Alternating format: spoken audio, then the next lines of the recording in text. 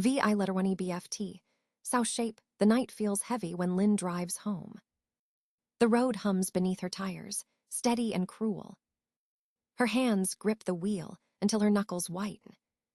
Streetlights pass like slow blinks, counting every regret. She hears their laughter again, sharp as broken glass. The sound lives behind her eyes, replaying on a loop. She whispers, "Never again." Her apartment smells like dust and old paper. Bills and receipts fill her small desk like ghosts. She opens the first drawer, pulls out a folder. Electricity, gas, rent, insurance, every payment in her name. She reads each line, her breath thinning. 5 years of helping, 5 years of silence. Her family never said thank you, only asked for more. Each receipt is a bruise, each number a scar. She starts her laptop, the blue light sharp on her skin. The banking page loads with cruel precision. Autopay, mom's utilities, cancel. Confirmation flashes. Are you sure? Yes. Frank's car insurance, cancel. Are you sure? Yes. Melissa's rent support, cancel. Are you sure? Yes, I am sure. Her heart beats faster, but the air feels lighter. She opens a new spreadsheet. She types every canceled payment, every total. Her eyes sting as the sum appears. $85,423. Money that could have been a house, a life, a choice. Her hands tremble, not from fear but from awakening. She stands and walks to her filing cabinet. Folder after folder fills the old backpack. It was once for college books, now for freedom. The zipper closes with a sound, like a final word. The clock blinks 1:57 a.m. Outside, the street lies still under yellow light. She drives again, the city sleeping around her. Her mother's house waits, glowing soft and false. The lawn is perfect. Lynn paid for that too. She steps onto the porch, every motion quiet. Her shadow stretches across the door. The key slides in like muscle memory. Inside smells of lavender and betrayal. Family pictures line the hallway, but her face is missing. She kneels and sets the backpack near the entrance. 5 years of proof, wrapped in faded fabric. Her hand lingers on the door handle. Cold metal, cool decision. She exhales and turns the knob. The latch clicks shut behind her, small and absolute. In the car, her reflection stares back through the window. Her eyes are tired but steady. The porch light flickers twice, then dies. Lynn watches the dark swallow the house whole. Her voice is a whisper only the night can hear. It's over. The radio hums a slow song as she drives away. Her pulse steadies with every mile. For the first time in years, she does not feel needed. She feels alive. VI1EBFT. Sow shape morning light spills across Lynn's kitchen table. Her phone vibrates again and again. She doesn't move.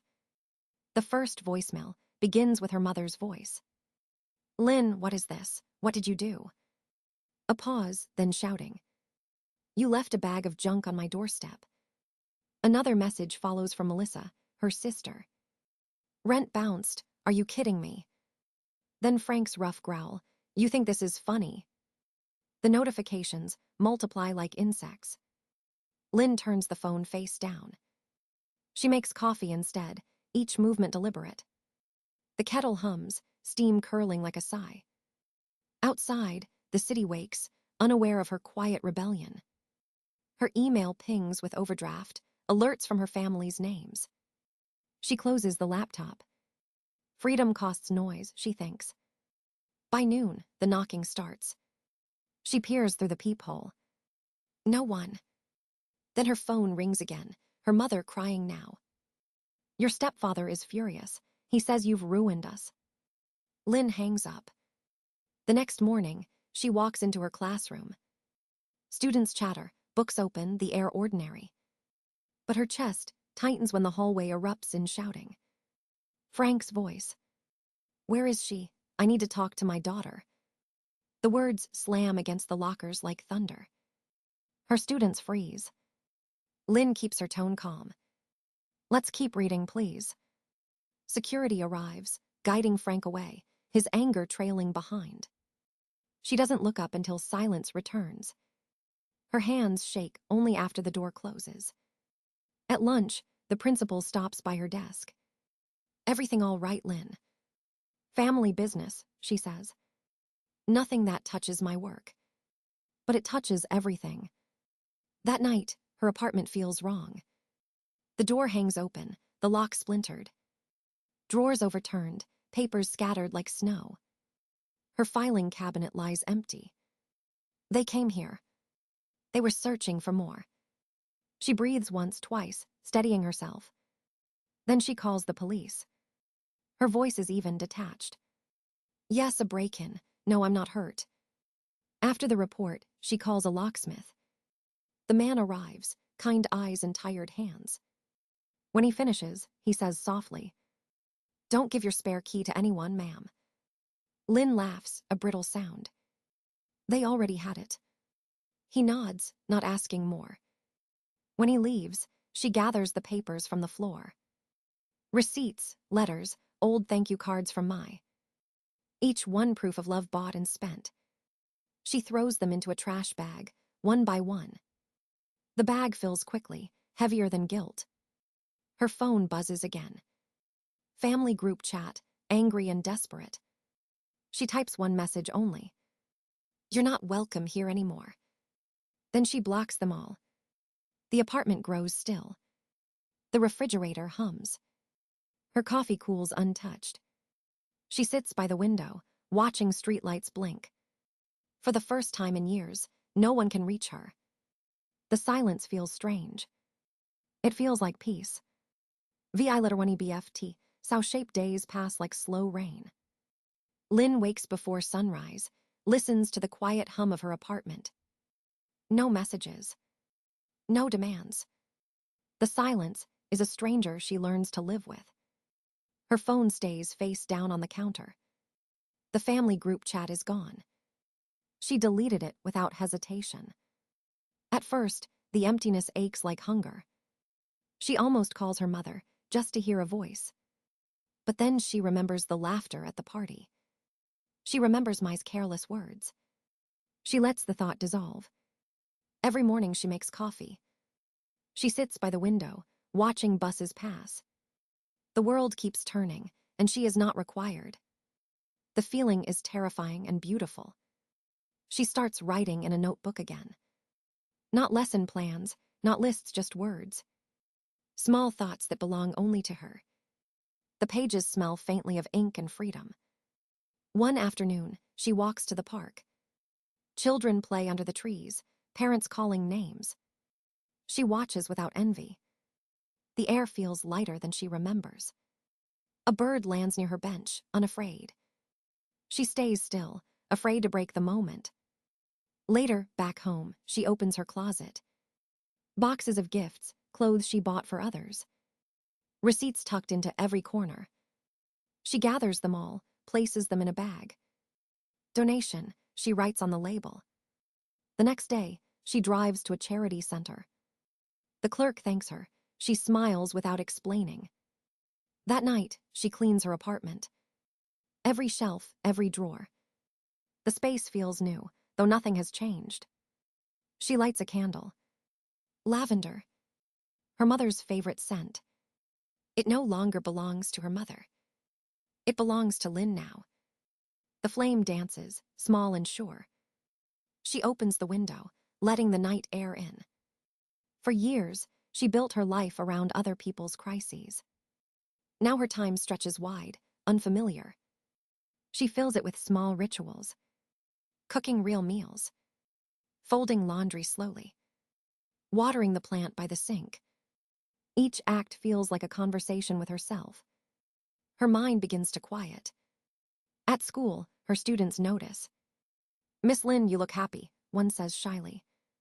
She laughs, surprised by the sound. It feels foreign but right. That evening, her mother calls again from a new number. Lynn lets it ring. The voicemail starts with sobs, ends with anger. She deletes it before it finishes. The guilt rises but doesn't stay. She breathes through it, steady and calm. Outside, the city glows. Windows shine like scattered stars. Lynn stands by her balcony, arms folded. The air smells of rain and concrete. She closes her eyes and whispers, "This is mine now." Her life. Her time. Her silence. All of it finally her own. VI1EBFT sow shape 3 weeks later. Lynn's phone rings again. The name flashes across the screen. Frank. She almost ignores it, then answers.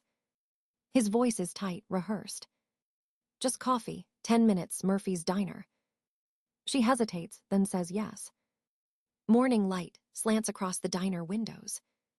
She spots him in their old booth, shoulders hunched. The smell of fried eggs and burnt toast fills the air. Martha, the waitress, nods at her kindly. "Coffee, sweetheart." "Just black," Lynn says. Frank doesn't meet her eyes. "You've made quite a mess," he mutters. She folds her hands on the table. "The mess was already there. I just stopped cleaning it up." He exhales hard, rubbing his face. "Your mother, been humiliated. Melissa's behind on rent. You couldn't just talk to us." Lynn reaches for her bag. The same black backpack that started everything. She unzips it, slow and steady. Frank's gaze sharpens. "What's that?" "Evidence," she says simply. She places the first folder on the table. "Mom's utilities, every bill I paid. 5 years' worth." He glances at the papers, color draining from his face. She adds another folder. Melissa's rent and school fees. 3 eviction notices I handled quietly. He shifts, jaw tightening. "Lynn, this isn't fair. We were struggling." "So was I." Her voice stays calm, even soft. She places the third folder between them. "Your car insurance. Remember that temporary favor." Frank swallows hard. "That was different." "Nothing's different," she says. "Only the excuses change." He leans back, eyes wet and furious. "What do you want from us?" "Nothing," she answers. "That's the point." Silence stretches between them. The diner's clock ticks loud in the pause. Martha refills their cups without a word. Frank stares at his coffee, then at the mountain of paper. "You think this makes you better than us?" "No," Lynn says. "It just makes me free." She gathers the folders, then stops. She pulls out copies and slides them toward him. "Keep them. Show them to Mom. To Melissa. Maybe you'll see what I carried." He doesn't reach for them. His hands tremble on the table.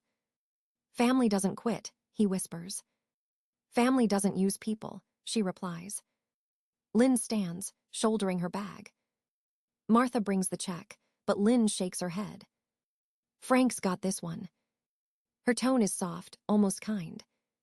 She walks toward the door, the bell chiming overhead. Outside, sunlight cuts across the pavement. Behind her, Frank sits alone, staring at the receipts.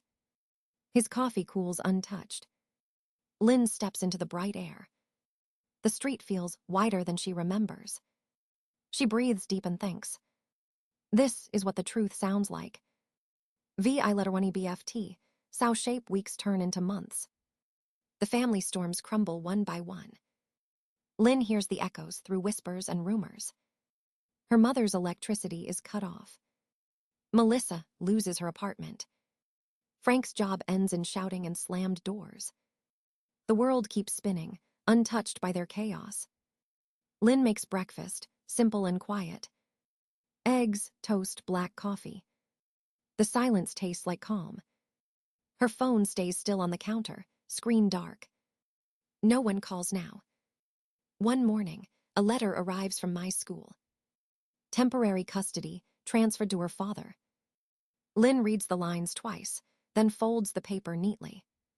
She sends Maya a card with a bookstore gift voucher. No apology, no note. Just enough for stories, not devices. That night, Lynn sits by the balcony, gratting papers. Her students' essays talk about hope, about second chances. She writes gentle comments in red ink. Each word feels like stitching something back together. The guilt visits sometimes, soft and unwelcome. It sits beside her as she cooks dinner. But it doesn't stay long. She lets it come and go like weather. At school, she starts laughing more. Her colleagues notice. "You're glowing," one says over coffee. Lynn smiles, shy but steady. She joins a small book club at the local shop. The owner recommends mystery novels and green tea. For the first time, she says yes. The evenings fill with new names, new conversations. No one asks her for money. They just talk, laugh, and listen. Her apartment changes slowly. Fresh sheets every weekend. A basil plant on the windowsill. A yoga mat rolled out in the corner. She learns to cook dishes she once thought too fancy. Pasta with garlic and wine, soups that take hours. She eats without rushing, tasting each bite. Her reflection softens in the mirror. The lines around her eyes fade. Her posture straightens. The woman looking back feels familiar and new at once. At night, she walks through her neighborhood. The air smells of rain and jasmine. She passes the cafe where she once bought her mother's lattes. The boutique where she bought her sister's dresses. The bakery that sold overpriced cakes for birthdays that hurt. Now she walks past them without slowing down. Freedom hums under her skin. Sometimes the loneliness creeps in. She lets it. She sits with it, sips tea, and watches it dissolve. It no longer bites, it breathes. Her students thrive. One boy tells her, "You seem happy now, Miss Lynn." She laughs softly. "I think I am." Her classroom feels brighter. Her voice stronger, her heart lighter. Each day she teaches with presence, not exhaustion. Her life shrinks in size, but expands in meaning. She waters her plants before bed. The leaves glisten under soft light.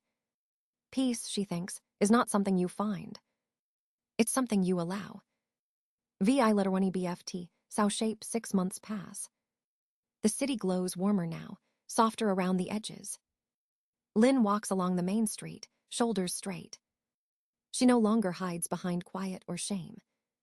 Her hair catches the wind as she smiles at strangers. The afternoon sun paints gold across the storefront glass. She stops by the bakery where she once ordered expensive cakes. The smell of sugar no longer twists her stomach. She moves on, light steps unburdened. The music of a street guitarist drifts through the air. He plays something gentle, like rain remembering to fall. Lynn listens, lets the melody settle in her chest. She pulls a 20 from her wallet and drops it in his case. "Beautiful song," she says and means it. He thanks her, simple and kind. Nothing asked, nothing owed. Her reflection catches in a shop window. A woman in a green sweater stands tall and calm. No more beige cardigans, no more apology in her spine. She walks on, heart quiet and steady. At the library steps, she hears her name. A student waves, holding a copy of a novel Lynn once suggested. "It finally made sense," the girl says, glowing with pride. Lynn nods, feeling a warmth deeper than duty. "You understood it," she replies. The girl beams, running off into the sunlight. Lynn stands still, smiling.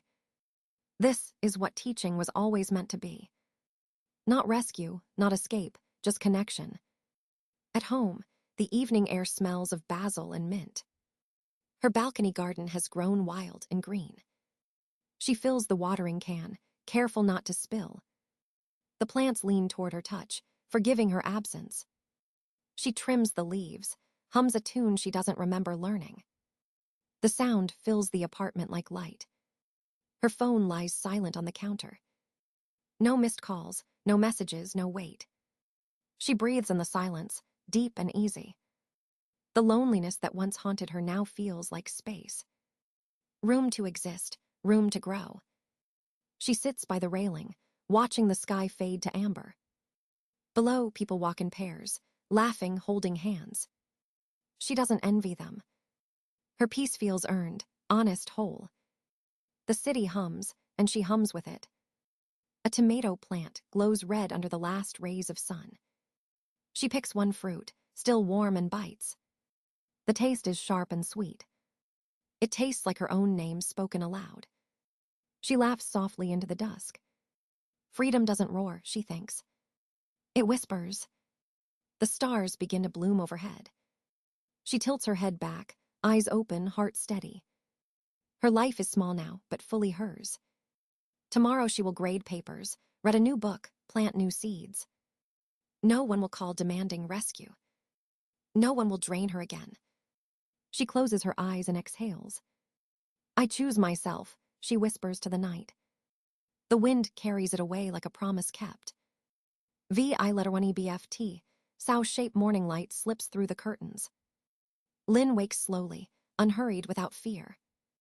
The clock hums softly, no alarms, no urgency. Her apartment smells of coffee and basil. She opens the balcony door, breathes the cool air. The city stirs below, ordinary and alive. She waters her plants, watching droplets sparkle on leaves. Each one holds a reflection of her calm face. Her phone buzzes once, a number she doesn't know. She smiles, lets it ring until it stops. Peace, she's learned, isn't silence. It's choosing what to let in. She sits at her small table, notebook open. The page waits without demand or judgment. Her pen moves slowly, words forming like seeds. I survived, she writes. Now I live. Outside, sunlight climbs the walls like forgiveness. She finishes her coffee, closes the notebook. The world hums beyond her window, endless and bright. Lynn stands, stretches, and whispers to no one. This time, I belong to myself. The day begins quietly, beautifully on her terms.